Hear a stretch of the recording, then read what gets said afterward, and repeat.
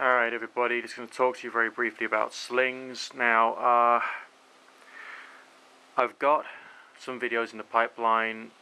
Don't worry about that. They're going to be on solar. I'm going to get myself some more cells depending upon revenue during this winter season, and I'm going to be getting myself some more solar done, primarily because 2012 is obviously around the corner. There's going to be more economic problems, and my ability to actually pay for energy, considering that I'm still a low earner, is still going to be difficult. So yes, I am going to cover more about solar energy. I intend to cover wind as well, and there's a few other things I want to do, as well as more videos about food preservation and storage, which is obviously very important for a lot of people, especially those who are going to go off grid. But as I've been playing around with it for quite some time, I just want to tell you more about Slingshot. Okay, this is the same one as I showed you before, but I've taken off the kind of like wrist support which sticks on the end there, primarily because the little bit of plastic which goes over your wrist to take the strain of pulling back on the catapult itself managed to break. So I thought, forget that, we'll just try and use it without, just like old-fashioned hammer grip, and that actually worked pretty well. Now, when you're getting your bands, as they're called, namely these, in this case, tubes, because like that's a tube fitting. Okay, the round nozzles on the end, that's a tube fitting. So I'm only buying tubes. You can get different types. Some fit better than others. This particular type, because it's got a slightly larger opening, fits very well. But they've got a nasty little habit, and that is, if I can show it to you there, that's it. Now it's only fitted through making a piercing on the side of the tube, and it's kind of like threaded through the tube. That's how it operates, and that creates an automatic weakness right there. Okay, an automatic weakness there. I don't know whether you can see the little hole appearing, and that means that it can break at any time. So I thought, forget that. I want to carry on practicing and building up my shooting power, because one of these days I'm going to take this out into the woods. Alright, so one of these band setups I kind of like dismembered. So I got the two tubes, and I thought, how on earth am I going to fit them together? Now I tried to put a hole in the side of the tube and weave the tube through to fit it onto the pouch. That didn't quite do it. Alright, I couldn't quite get it through. I guess in a factory setting they've got machines to do it, and they've got probably some variety of lubricants which they can use. I have no idea, or they've got some kind of machine to do it. So I couldn't do that. Now if I had like some very thin strips of flat band, I could have woven it around the end there, like I've done with the string here, and used the pressure of the rubber on rubber to hold it in place. I don't have any of that at hand. I just had string, so I thought, let's just experiment, and this experiment actually works out very well. Okay, I've just taken some regular ordinary parcel string and I've lashed it around many times and tied it off and put a bit of pressure on it, and that's fine. And that's actually done me proud for like 100 shots. So on the basis that I do take this out into the field, I'm going to take my little tiny little pen knife and a ball of string so I can do repair work on the bands. Now, these, whenever you get a catapult with bands on it, bands are not forever. Okay, they're only for a short period of time. As you can see here, let's hope I can get the angle right for you guys. Okay, there, it's starting to split, actually just on the whatever the heck that's called, the fitting bit already, and that's just through me pulling and putting tension on the band itself. So it can go all over the place. You know, there's all kinds of little places, bits of weakness which your bands can have, and some will last longer than others, and so on and so forth. There was a video that was done by one guy who's like an amazing catapult shooter on YouTube, and he just used condoms. He demonstrated the use of condoms on a different variety of setup for a flat band style catapult, and he still managed to get 200 foot per second when he measured it on a chronograph, which was pretty amazing. So if you're if you can get yourself a couple of condoms and find ways of fitting them onto the end there in a manner they wouldn't come off, you've basically got yourself some bands. Now, as far as like the leather pouches are concerned, Do you actually have to have a proper leather pouch? Well, what's stopping you from going to a second-hand or a charity shop and buying a cheap, crappy leather jacket and taking it back home with you and cutting yourself out an oval shape?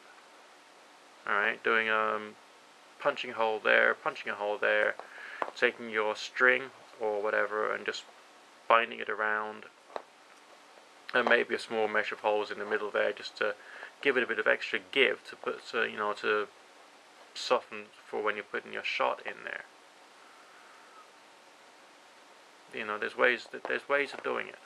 Basically, what I'm doing is I'm telling you what you might want to know if you ever wanted to just be able to be a catapult shooter. Alright, and not to be caught short without being able to shoot. So I've found ways of using it. Actually, I've discovered for myself personally, I'm probably getting a slightly higher accuracy. Well, on the basis of today alone, I admit, but I've been getting slightly better accuracy without the the wrist brace. So maybe, although these things look great, they look really sexy when they got the wrist brace on them. We look really professional and all the rest of that. Maybe there's some bits of a catapult which aren't really necessary in order for you to do the job with it. That's just something I thought I'd bring to your attention. Now, I did think, what would happen if I was in a situation whereby I couldn't actually get any rubber at all? Okay, like I'm just in a part of the world where there's no contraceptive vending machines. God alone knows where the hell that would be, though.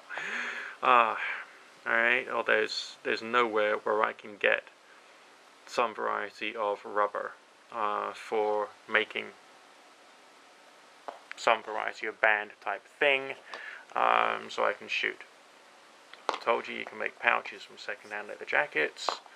You can use nearly anything really. Any form of elastic or rubber. Suppose you couldn't. Well, you can take your pouch, your leather pouch, and you can just tie strings onto it and you make yourself a David sling. This is the wrong type of string. I should be using something like a cord. The knots I've used on this though, okay, on that connection and on that connection it's a bowline, and on that one there it's a bowline as well. That's your middle finger ring. It sits nicely in the nook there, okay, that's where it goes. And your other string is draped over your fingers, and then you basically swirl it around. Length appears to me to be for myself 3/4 of one arm's length is about right for myself, possibly longer. Right, if you have a really short one, that's only just for doing a quick sort of like flicking motion to launch your projectile. And of course you release the string, the one that drapes into your hand, okay, you release that string at the moment you want it to go. Requires tons of skill. You wouldn't believe how much skill that requires by comparison with this. But it's still doable. So I'm trying to teach myself slowly and surely how to use the David sling or shepherd sling, because it's what happens if I can't get any condoms or any other form of, I don't know, surgical rubber hose. This is supposed to be like surgical rubber hosing used for, I don't know, tourniquets or something similar to that. Okay. So that's what I've been going through so far, just vis-a-vis my primitive hunting weaponry. I mean, it really is a concern for myself. The meat's going to get too expensive and all the rest for that, and for yourself as well. I mean, I wanted to do this video blog so people who didn't have all that much money would be able to get some ideas as to how they could survive. And so here I am providing it for you. Frame for this, £3 off eBay, roughly. The bands, well, they cost a bit more money, but I'm gonna get a bit more experimental with the rubber to see what else I can do with that. With getting cheap solutions. I don't know. Maybe girls Nicoelastic will probably be the next experiment. I have no idea. But either way, I've shown you that you can just use string to, you fold your tube round through the hole, fold it up, put a bit of pressure, tension on it, then you can just lash string on there, and that will hold you for about 100 shots, and it will work. Okay, that will actually work. So well worthwhile. But the quantity of time it's going to take you to get enough skill to be able to bring down some kind of wild animal, that could possibly be a lot. But it's well worthwhile in the long run, I believe, although I haven't yet killed anything with this yet because I'm still improving my skill. Alright, to, you know, get your head around this stuff. Remember neuroplasticity and neurogenesis. Your brain has to learn the new skill. So you got to do it for an extended period of time of at least 20 minutes every single day for anything else like 90 days or ideally more, and then your brain learns the skill. Okay, new bits of brain start to grow so that you can do the same skill over and over and over again, and you've got to carry on practicing to try and keep those pathways, those neuron pathways inside your own brain nice and strong to be able to do this. And not only that, the quantity of, I mean, there's quite a draw on these things.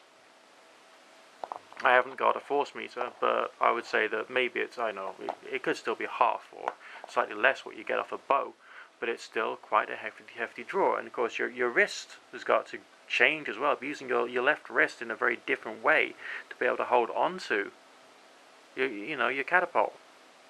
And I've noticed some strain in my arms, especially my right arm, where where the muscles have been getting stronger because of me doing a lot of pulling and doing a lot of flicking around with the David sling. So there you go. This is an important thing for anyone who wants to stay alive. 21st century, man, different rules. Okay. We got to get a bit more primitive and a bit more old-fashioned so that we can live in the 21st century. At least that's the way it seems to me. Okay. Alright, as I said, going to be going into more solar stuff, going to go into more wind power, bicycle generator, basically you name it, I'm going to be starting to do it bit by bit. Still got to fit it in with revenue generation, still got to fit it in with everything else, but in the meantime, keep cool, stay safe, get yourself a cheap as crap catapult and start playing with it.